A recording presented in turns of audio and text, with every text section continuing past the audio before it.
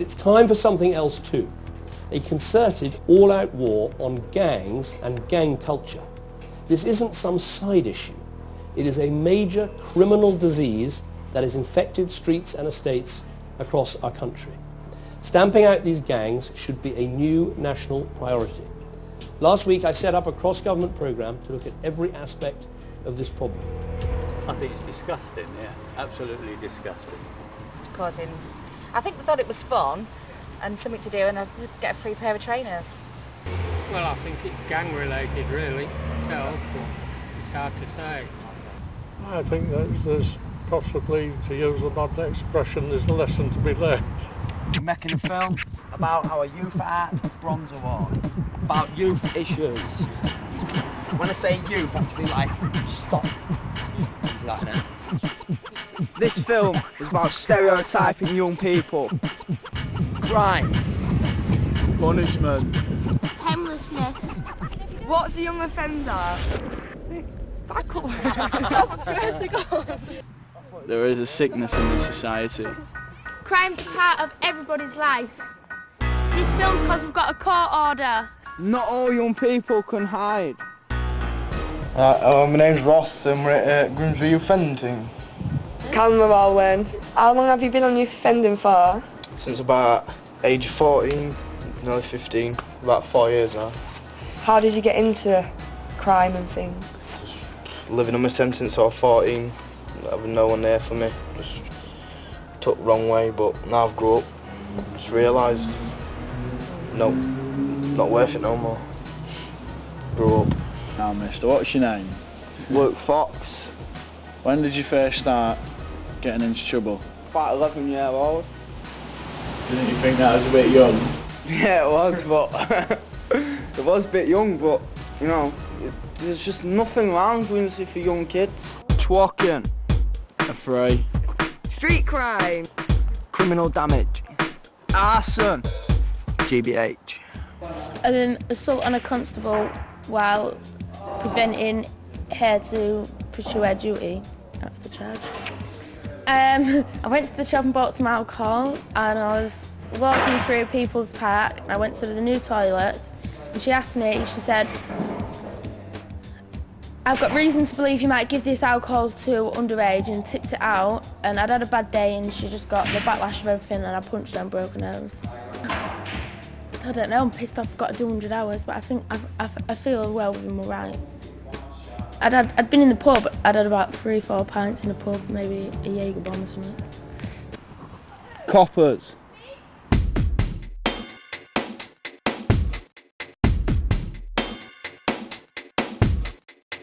Who are you? My name's Ed, Inspector Cook to you if you're being polite, and I work at Grimsby Police. What is your job? I manage the intelligence unit, which is working out who the criminals are. What made you want to be in the police? When I was 18, I was walking down a street and I watched 3 lads do a really violent robbery on an old lady, and I didn't know what to do, and this bloke ran over to help and managed to fend them off, and he told me he was a copper, and I thought I'd quite like to help old ladies like that, so I joined. Does being in the police affect your personal life? Yeah, totally. Shift work, you have to work nights, sleep in the day. You see some really bad stuff, car crashes, dead bodies, stuff like that, so it can affect you. What does it make you feel like when people call you names like pig? Don't bother me, but I still think people should show more respect. What do you think of young people? I think young people are cool. There's always some bad people, there's some bad coppers, but I think we should try and get on a bit better than we do, really. How would you react if your children was arrested and treated roughly? And treated roughly? I wouldn't be happy, but I also would be careful to make sure my kids weren't telling me lies. Jane Fox, Luke's mum.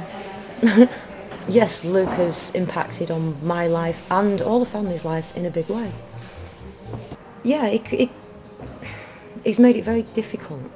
I would say more to like him. I mean, I love him to bits, he's my son, but actually liking him is a completely different thing. He can't be trusted. Can't trust him with anything in the house. Wouldn't trust his friends in the house.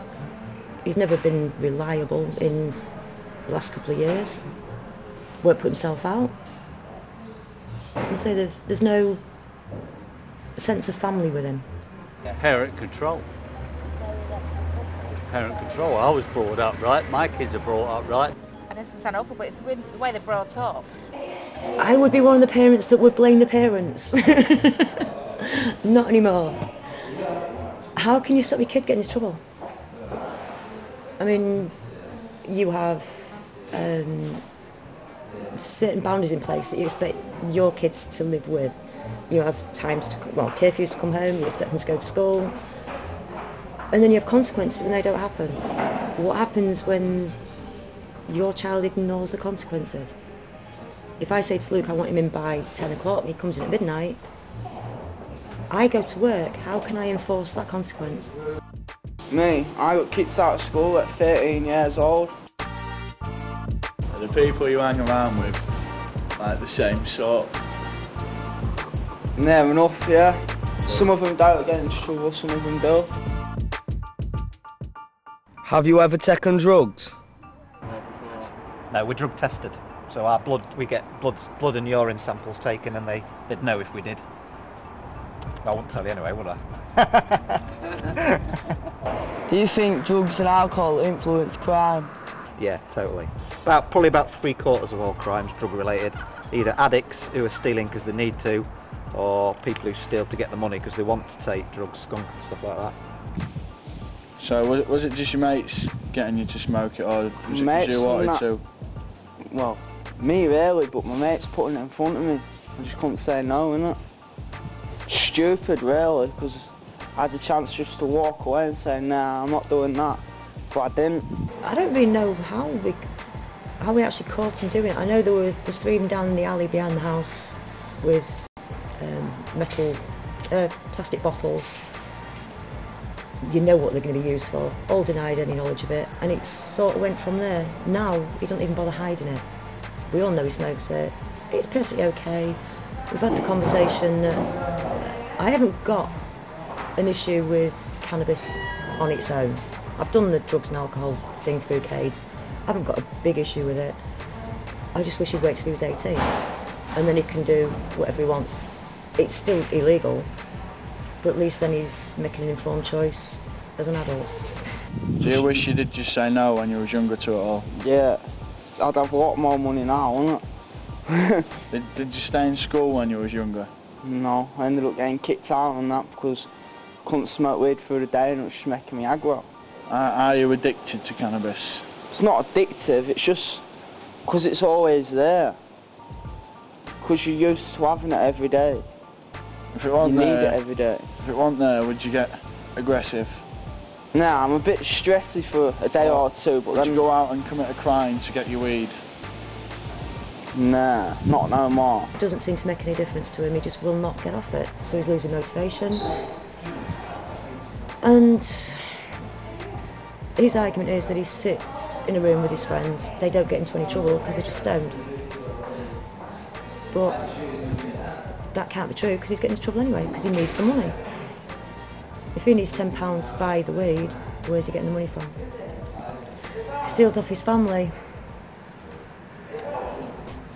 Why do you seem to concentrate on petty crime? First of all, most crime is petty crime, so they're the crimes that affect most people: criminal damage, burglary, and also because there's a lot of evidence that says a lot of the serious crime starts out as more petty stuff. So it starts out as being drunken and in the street, and then it turns into slapping somebody, and then 5 years later someone gets stabbed and killed, and we should have seen it coming. Why does it take so long to do the paperwork? I hate the paperwork. Because you have to write absolutely everything down. Mainly because it goes to court and the judge needs you to write it all down. I wish there was less. Would you arrest someone in your own family? No, I wouldn't arrest them, but I don't know if you've been watching about the riots, about like mums and dads turning the kids in. If anyone in my family did something really serious, then even if I want a police officer, if they'd hurt somebody, I'd turn them in, because they need to face up to what they've done.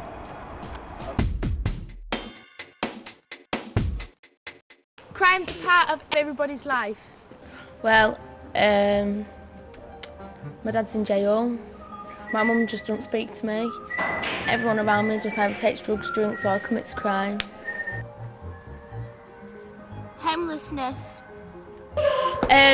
My dad was violent and my mum always was running away, so I used to get left on my own. Mum kicked me out first when I was 9, so I never had a stable housing. Every night I was always sleeping somewhere else all the time. And it was my choice to go stay in care, but then they told me that I'd never see my mum and dad again. So I left and I felt like I've always played an important role in my mum and dad's life. I've stopped proper beating each other up. And I went away for a few weeks and now my dad's ended up in jail. If I'd stayed, he probably wouldn't be in jail now. Because he wouldn't have come round the house, he wouldn't have got in, he wouldn't have kicked the door off and the police wouldn't have come. So I needed to stay with my mum and dad, I felt, look after them a bit. To start in life and to get as far away from my mum and my family as possible after what they've done to me. I just want to start in life, somewhere to live. I tell you what, if I could get a big break, it'd just be a flat. It could just be a banged out flat, but it'd be a flat. Education is the only way. You can go out, you can burgle, you can sell drugs. Drugs won't pay in the end, they'll always get took back off you in another way. Whether it's a police sentence or you get robbed, your drugs get robbed, you'll never earn from drugs in the end, you'll never earn from burgling. So I think the only way in this to get money is education. Twalking. Afraid. Street crime. Criminal damage. Arson. GBH. Well, my brother got hit by a gang of lads on the Willers estate, and I was around the area at the time, and I went out and he heard my brother's been filled in, so I went out to see what was happening, and then I went to see my brother, and this guy run past me and smacked my brother from behind. So I grabbed him, I hit him, and then it all escalated from that. There was big gangs of them and all chasing us, so we started fighting with them, and then we run off because we was outnumbered, and then we ended up going to the houses and putting the windows through and stuff, and grabbing people off the Willers and saying, "You're off the Willers," and once I said, "Yeah," we was hitting them and that, you know, and it was just a pissed up moment. We was got done for Section 18 and wounded with intent, grievously bodily harm and stuff like that, so it was a bit out of hand and bad, really. I wish I didn't do it, and I regret fully my actions, and that's why I'm here now, getting on with my life, doing college. At college, doing second year, fabrication and welding. And I just want to get on with life and settle down and just get a job. I did want to be a paediatric consultant when I first left school. I went to pursue my A-levels, but as I say, my own life and everyone around me was just not good enough, so I'm going to if I get there to be a qualified beauty therapist and hairdresser, and I end up with my own dance studio, I might think about taking my A-levels again.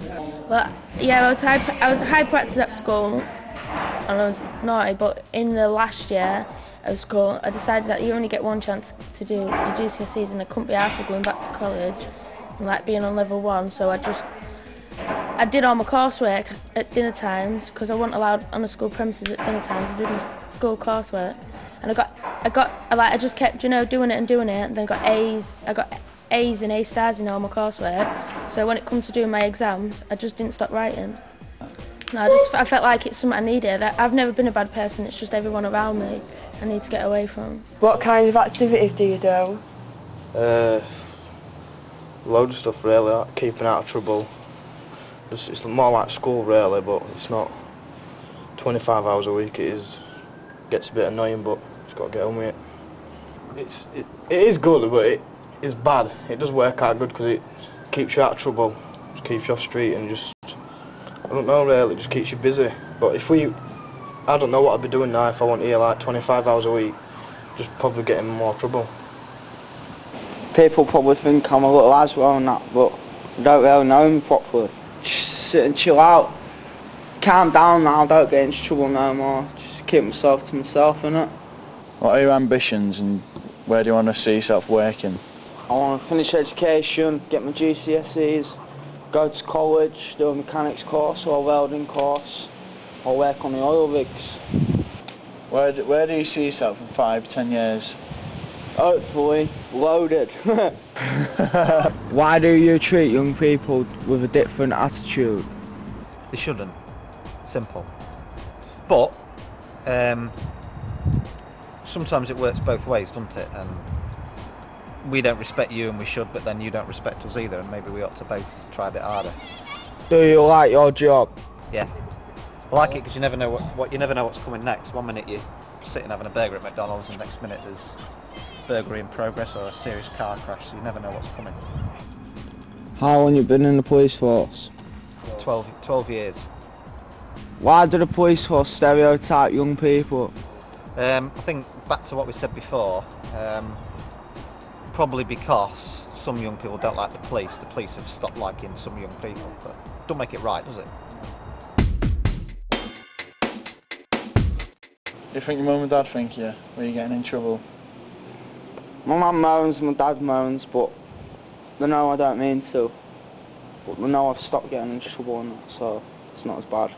I was a support worker for MenCap, and because I worked shifts I actually gave that job up and ended up in a pub kitchen to make sure that I was more visible for him, so that every night I'd be home, that he knew where I would be, all that sort of thing. I went for less money, all for him, and what's changed? Absolutely nothing. He still carried on doing what he was doing, he still got into trouble with the police. The only difference was that I didn't have my quality of life and work. I don't know where to find him. His dad does go and find him. We've even, in the past, took his clothes off him. We've actually taken his entire wardrobe and locked it in another room. So he's walked around with a pair of boxers and a dressing gown. How do we stop him going back out and reoffending, or anything else, if at some point he's got to have everything back and he just goes back again? How can we get blamed for not trying? I would say normal people that live down the street. I mean, what do they think when the police cars roll up left, right and centre, or the police come knocking the door? Yeah, they're probably blaming me. And it's not very nice, because, like we said before, how is it my fault when I've done everything I can and he's completely ignoring it all? I've never been to court ever, except with him. And to keep going week in, week out, facing the same people for the same things, yeah, it gets very embarrassing. When it's your lad stood in front of that court, the last thing you want is for them to go to prison. He's not been brought up any different than the other two girls. The eldest one, she's the manager of a pub, she's doing okay.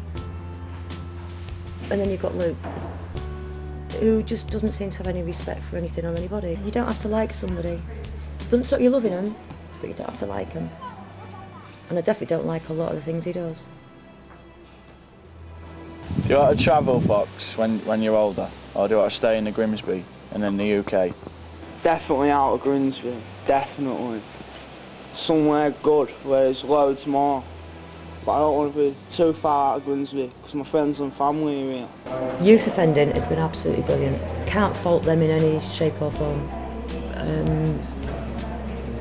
They've kept him off the streets. I know he's actually got into trouble to get to where he is now, but now he's at that level. They've been brilliant. Like now, he's doing this. He's confined and motivated between 9 and 4, 5 days a week. It doesn't mean he's not going to get into trouble after this, but it's giving him something to do. And no, the staff have been absolutely brilliant.